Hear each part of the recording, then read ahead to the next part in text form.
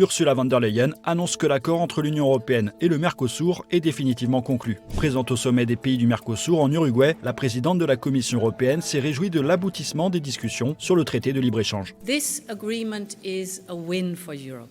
Today marks a truly historic milestone.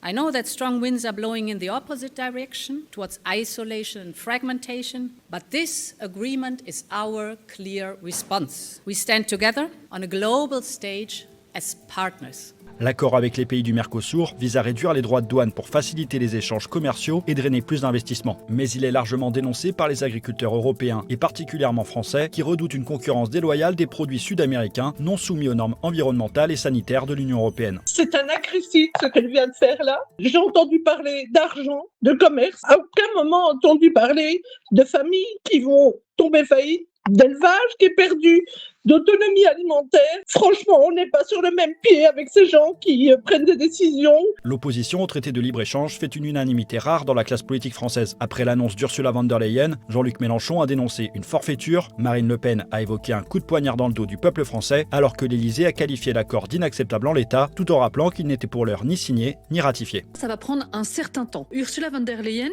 devra consulter les pays membres de l'Union européenne et elle doit absolument obtenir une majorité du Conseil de l'Union européenne, une majorité qualifiée. Ça veut dire qu'elle doit absolument réunir 15 États membres représentant 65% de la population de l'Union européenne. Ensuite, elle présentera cet accord devant le Parlement et devra obtenir une majorité simple. Déjà bloqué en 2019 par la France, l'adoption définitive du traité entre l'Union européenne et le Mercosur n'est donc toujours pas garantie. Outre Paris, la Pologne et l'Italie gardent des réserves sur le texte, alors que la colère agricole se fait aussi entendre aux Pays-Bas, en Autriche ou en Belgique.